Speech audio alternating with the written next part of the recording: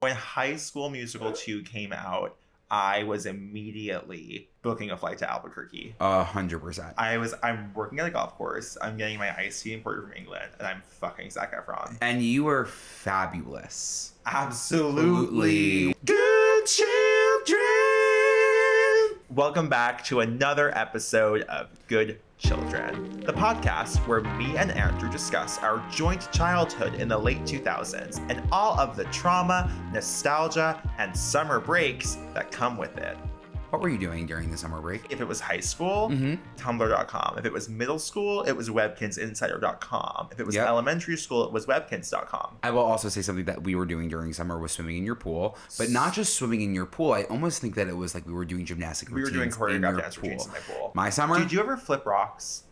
Joe, you know I'm not a nature head. I'm not a nature freak. Only the best of the best would flip rocks and like pick up the roly-polies and worms. Like that was all I did all summer. No, that would make me, I would actually be like, ew. I do kind of feel like when you were coming over, I was like, fuck, I can't flip any rocks today. Like, Andrew's coming. You couldn't do that with me? No, because you didn't like it. Yeah, I just genuinely didn't like it. Like, I want to swim. And that's fine. And I feel like, honestly, still to this day in summer, you are flipping rocks by the water to find the crabs. I love nothing more than like a tide pool with a bunch of like creepy animals. No. And that is because of a series of unfortunate events. You loved a series of unfortunate events. I was scared. I was reading books. I was reading a series of unfortunate events. And in the first book, first chapter, the Baudelaire orphans are sitting at Briny Beach and they are playing with the creatures in the tadpoles. And I said, that should be me.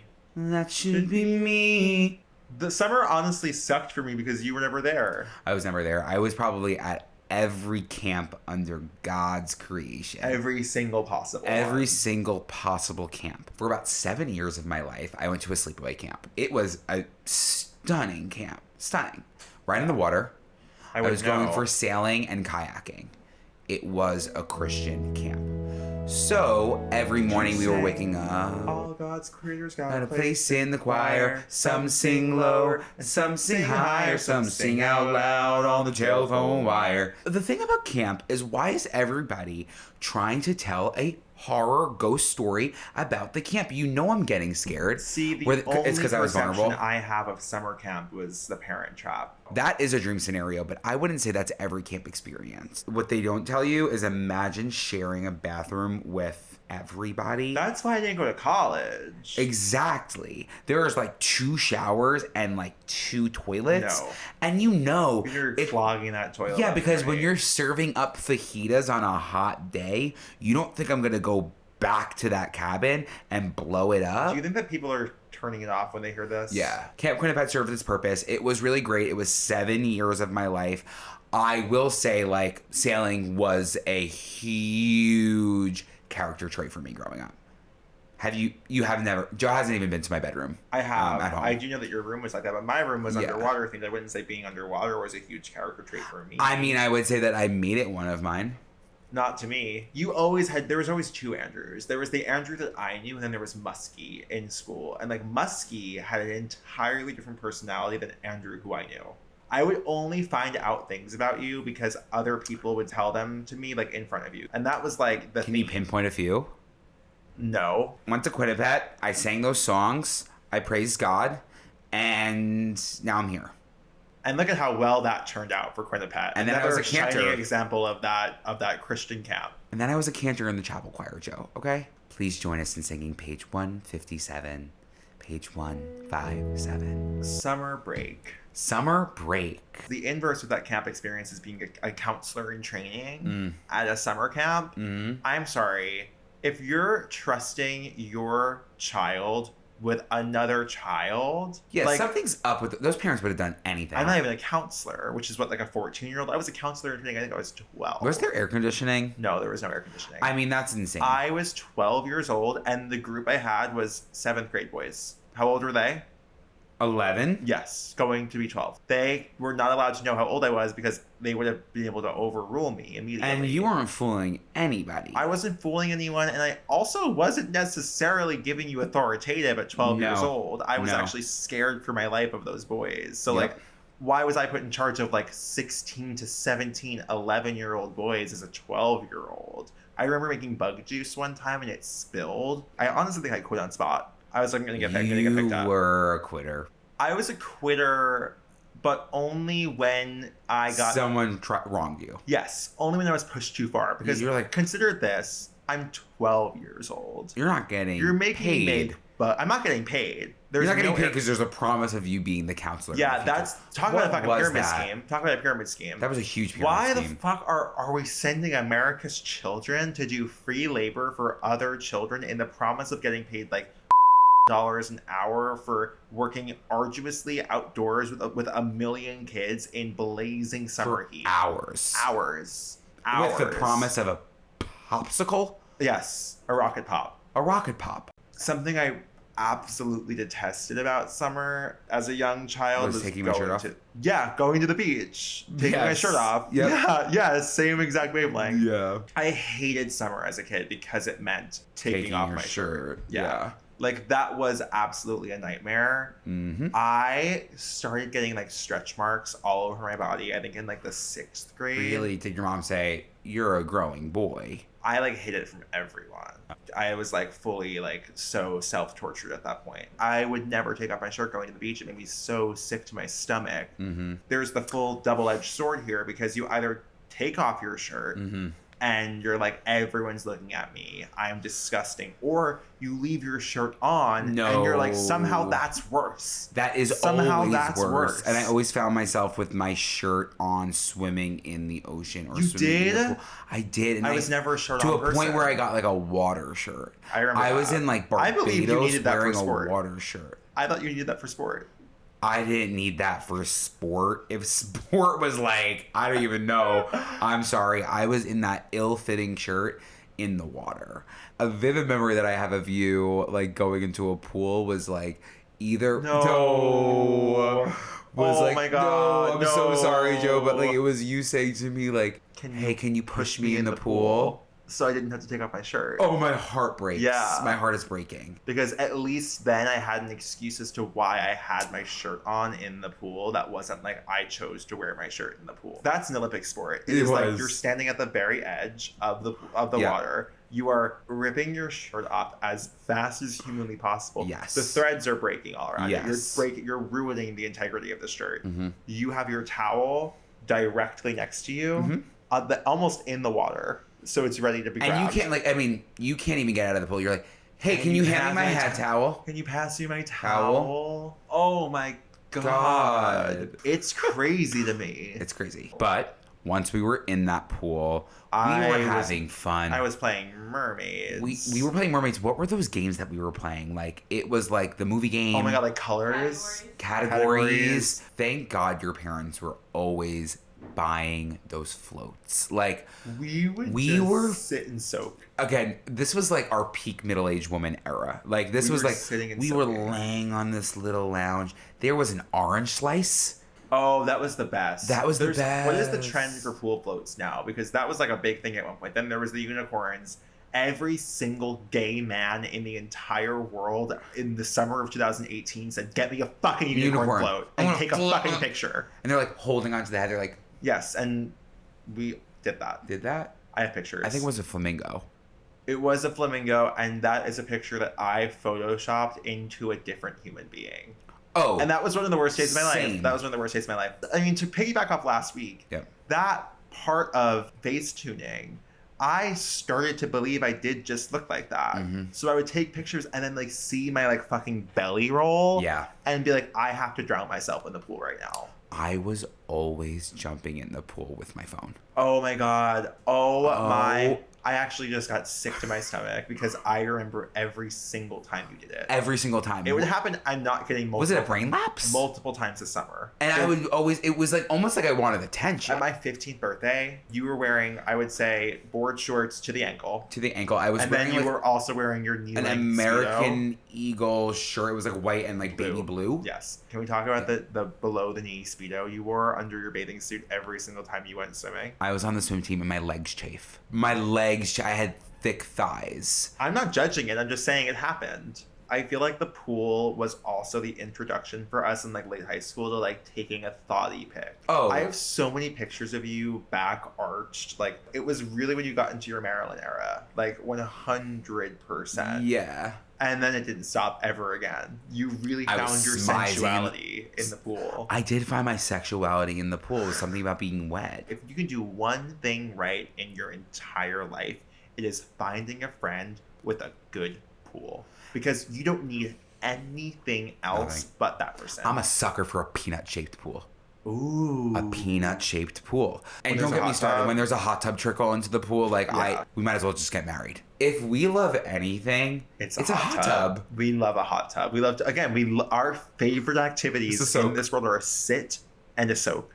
Nothing more than a sit and a soak. We were actually like, we were in this hot tub, like, we would have conversations as if though we were hosting a show. Yeah, well, that's the crazy. We would sit in the hot tub and we would say like, we should do this. Like, we should talk on camera and do this. And then 2 years later, we finally did it. And then again, I was like, take a pic of me. Oh my god, Tone, tan, fit, and ready. Talk about summer.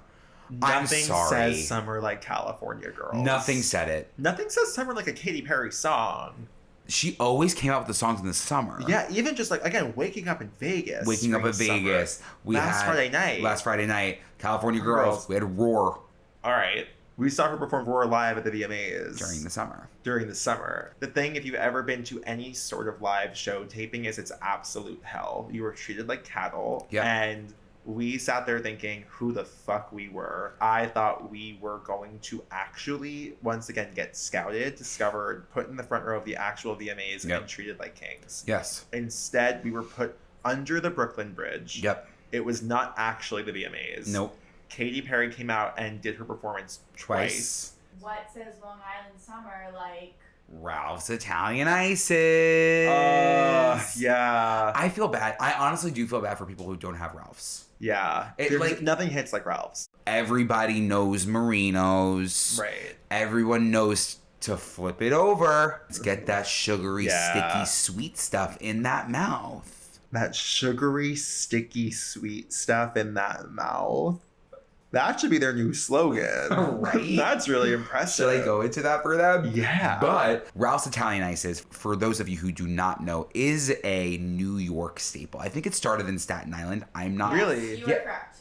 Oh my God. Wait, she's so smart. She's so smart. It started in Staten Women in Island, STEM. but it's everywhere on Long Island. Like, you can't escape a town if you're not going to Ralph's. Joe, you loves loved a cake shake. Yeah, that's You definitely... loved a little vanilla milkshake with a sprinkle in it. I do. I still, to this day, I would have one right now. I would call you a vanilla milkshake with sprinkles. That's so fucking rude. I'm sorry. An ideal Long Island summer day. You wake up. What are you doing right away? What are you having for breakfast? Bacon and cheese. Then what are you On a doing? roll. You're going to The Jones beach. Beach. From there, you're done with that. You're going to All American. This is crazy. After All American, you're getting a dessert. You're going to Ralph's. Ralph's. And sometimes, if you want a milkshake, you're going to Carvel. Marshalls. Oh my god! Wait, that's really crazy. crazy. If anybody knows me, it's that I like to sock down a vanilla thick shake float. And is vanilla thick shake floats, people know what that is. I don't know because I didn't. You were just always having them. Okay. It was like water to you as a kid. Yeah, it was like actually how I hydrated. It was my form of protein shakes. Yes. Again, I'm swimming, getting picked up. It's immediately vanilla thick shake float. Right. Vanilla thick shake float is just a vanilla thick shake. And then if that wasn't enough ice cream for you, it was a soft serve swirl in it. And when you're getting crazy... But don't you have a lactose intolerance and IBS? Yes. But when you're getting crazy, it's a vanilla milkshake, and then you get a different flavor swirl. Pistachio. Yeah. We were on that kick for a while. Yes. Were you getting pistachio base? Pistachio-based vanilla ice cream float. Yeah. Yeah. 100%.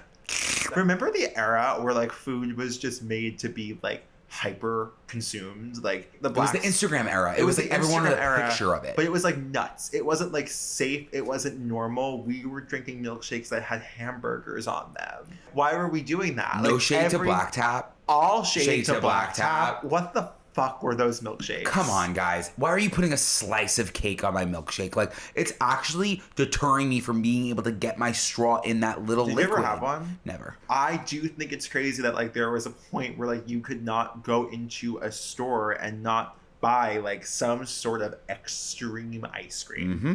The only carnival I remember going to was at our church. And, Was at our church. and I remember riding the fucking Gravitron and saying, this is not up to code. I remember going in the haunted house and saying, this is not up to code. And You then were I said, trying I to gotta get out of here. bust that church carnival to the ground. It was unsafe.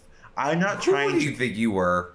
as a good child. A good child. People were going on the Gravitron and they were having fun. We'd be remiss if we're talking summer and we're not talking Adventureland. Adventureland. For those unfamiliar or unacquainted, Adventureland had a film based on it, starring Kristen Stewart and Jesse Eisenberg, titled Adventureland. Adventureland is like Long Island's premier theme park. You know, it offers all of the energy of a carnival, but with permanent attractions. Just Long Islanders. Yes, it is so Long Island. It is so quintessential Long Island. I feel like some of my worst memories and some of my best memories all are involved in Adventureland. Yes. To bring it back to camp for one moment, I lost a child when I was in charge of them at Adventureland. I mean, and how are you feeling? I was like, I shouldn't have been put in charge of this child. You're sending your child with another child to an amusement park and saying best of luck. I get it. Like, I don't want you to keep making excuses. Like, I do think we found the kid. Yeah, Obviously, he was rescued. Obviously. I immediately did not take blame. I was like, it's really not my fault that you sent your kid here. I'll say one thing about Adventureland. It was the pirate ship. And you know exactly what I'm talking about on that pirate ship because I was a good child and I didn't want to look at those boobies. Yeah, why did that mermaid have tits? It literally didn't even have covered up. No, she had tatas. full. Yeah, I'm more at modest least, exactly than she. And you're swinging on this pirate Yes. ship. And the one thing that you're looking at are these boobs. You that, were like, always saying booby as a kid. Yeah, I always was saying booby because like I kind of remember. I remember us getting driven to religion from my mom, and you were explaining the difference between boob and booby. I actually, oh my god, I feel like I'm in the car. This is crazy. You were like, so there's boobs and then there's boobies. And if I recall correctly, Urban Dictionary shit. yes, I recall correctly, a boob is like, you know, a big boob, but a boobie is like, you know, like not. It's a growing boob. I mean, like, I wouldn't say that's too far off. Speaking of boobies, let's go to when we were camp counselors. Because there's nothing worse than a child when you're fat. There's nothing worse than a child when you're fat. Because they're saying, you have boobies, you have boobies. Yes. And I'm like, yeah, I have boobies. And actually, like, I can't believe, like, you were yelling. I was fighting these children, like, cursing saying, them? just you wait. Just you wait until you have boobies. Like, I was fighting these children. The most traumatic part of our summer camp experience, and we both shared it, is that we would go to work in a camp in a park in 95 plus degree weather, 90% humidity, all summer long, wearing underneath our uniforms shapewear. We were wearing Skims before Skims. We were wearing Spanx for men shirts. And I was how did we survive? That fucked up my digestive system in a crazy way. Yeah. It fucked up my digestive system, but it also created like a crazy amount of acne. Oh my god, yeah. It was insane, like what we were doing. We were keeping everything in. But again, I was like, I am slim, I am slender, I have a pectoral muscle, and you think I have a six-pack. The one thing I took seriously during camp was the talent show. The talent show. At the end of it, I don't know. You were ALDC, Abby Lee Dance Company. I was Abby Lee Dance actually Company. and you found your JoJo and you found your Maddie and you got them to fucking work. And I was like, girls, cartwheels. Okay, we're doing cartwheels and we're gonna do it on 3. They're 5 years old. And if you didn't want to do the dance, I don't care who you thought you were. They're the 4. macho kid, the anything. The you nacho kid? Macho. Oh. You're not too cool, you're 5, and we're gonna dance to Try Everything, okay? Because it just came out. You like Zootopia.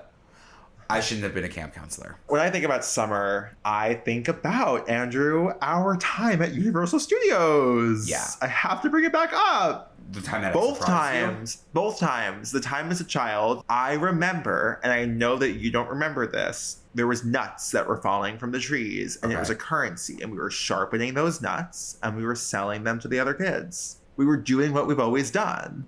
We were creating commerce. Yeah. Gaslighting. Manipulating. Yeah. The feeling of checking into a hotel when other people were checking out. You were smirking. You had your chin up. You were like, enjoy your trip back. Yeah, like how mine's just starting. And then when you're leaving, you're sick, you're crying, you see the people that are checking. I'm like, I'm actually going somewhere else. It is humiliating to check out of a hotel. Humiliating. And honestly, for me, like, I don't know what it was with emotional attachment that I experienced, but every single time I went on a trip, like Barbados.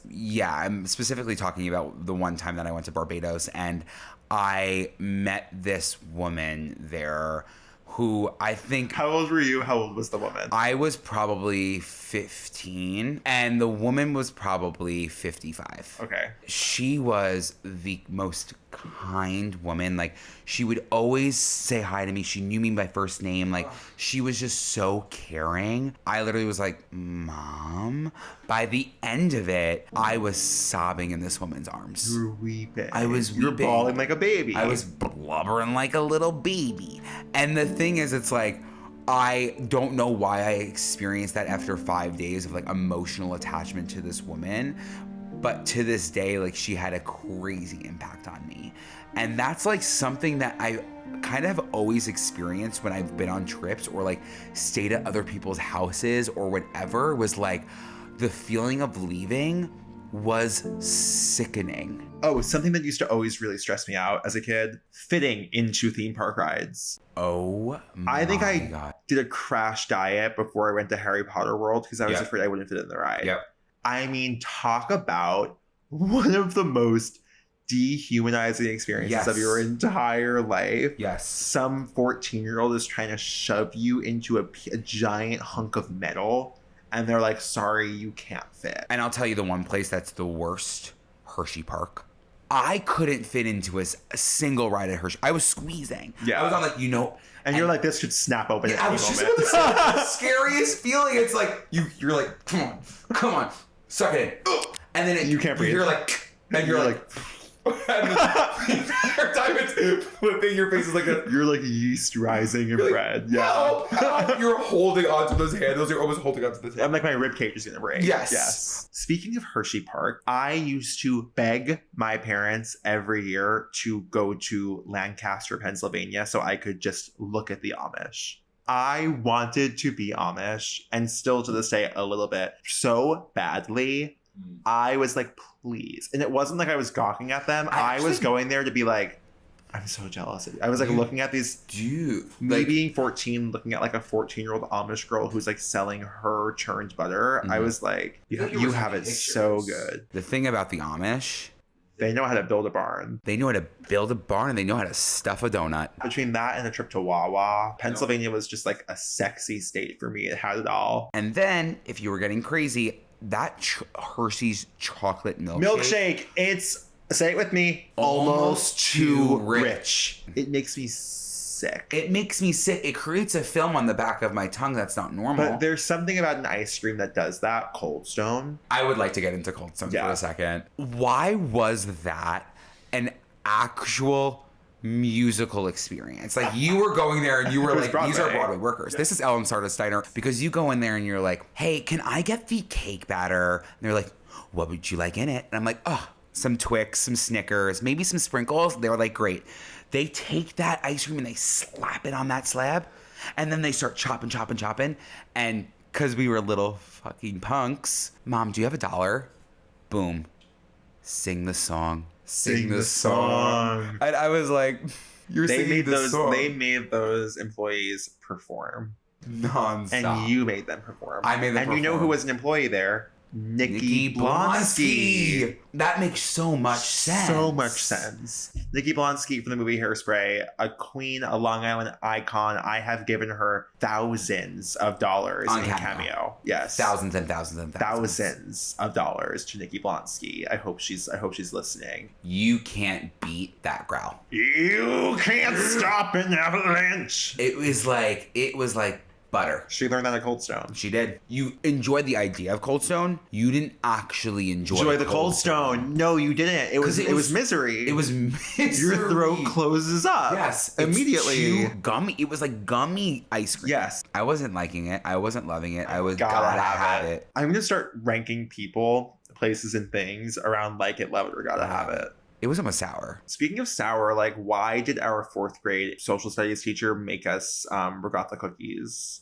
And why were they the best thing I ever had in my entire life? I actually would pop off on my Henry VIII essay so I could get a regatta cookie in that raffle. I remember one time writing a practice DBQ about feminism in the 4th grade, and I wrote in it, "Women are just as smart and strong as men." She circled it and said, "Not factually correct." But she made an amazing regatta cookie. She made an amazing regatta cookie. She made an amazing chocolate chip and a double chocolate chip. I am actually really afraid of sharks. Grow up. To a point where my biggest fear is drowning. Period. But when my feet can't touch the floor, all I can think about is a shark. I'm like, this is the moment. They're going to smell this sweet, sweet blood, and they're going to come for me. I welcome that. I think I'm entering a shark's house. I'm in the shark's ocean. It's God's given creation. You're right. Let that shark eat me up. It's my fault. I shouldn't be in the ocean. That's why pools exist. Yeah, you're right. Imagine entering somebody's home and then being mad that they eat you. Yeah, not feeling what they're the odd man out. Right. The shark shouldn't be in the beach. No, it should. You shouldn't be there. You're right. I'm pro shark. Pro shark attack. All right, you kind of have switched my perception on that. Was shark. So fast. That was easy. So fast. What other horrible things happened at the beach? The idea of drowning, I think I felt it so many times. I'm telling you, you're like Natalie Wood. Natalie Wood was so afraid of drowning, then it happened. What freaks me out is you do say a lot of things and you set them in motion, which is an incredible skill that you have. Thank you. But I don't need this energy. I don't think you're going to drown. I'm just saying stop worrying about drowning and you won't drown, but stop worrying about it. Natalie Wood's biggest fear as a kid was drowning. Okay, I actually love the water and I actually love swimming and I'm a great swimmer. You are a great swimmer. You swam. I swam. Butterfly. This summer is all about not caring. This is a summer of truly staring at the blank page before you. It's about opening up that filthy window. Letting the sun illuminate the words that you can't find. No. Releasing your inhibitions. And feeling the rain on your skin. Happy summer. Jinjayaji. Jinjayaji? Jinjayaji. It means happy summer. Did Camp Rock lie to us? Did Michi Torres make up that shit? I mean, Michi Torres was making up everything. She was a liar. I do think that she was lying about knowing Mandarin, and I don't think that's how you say happy summer. So we're having a Milano today, a Milano cookie of the ancestors here. Of the These were something that were around for the adults, but I didn't mind binge eating. You know what I mean? Because why are they putting those in that bag, in those little white wafer cups, with maybe 4 of them in there? Because you're going to pick up that full wafer cup. It's a personal serving. It's a personal serving. And once you're done with that first one, there's about 2 other left. So you're going to say, all right, I can at least leave one. They're flaky and crumbly. Can you hear this crunch? I don't think you could. Do you think they have Milanos in Italy? We're going to find out. We're going to have to. It's not too much chocolate. It almost is making you want more. But it's not too much cookie. No. It's just enough. Yes.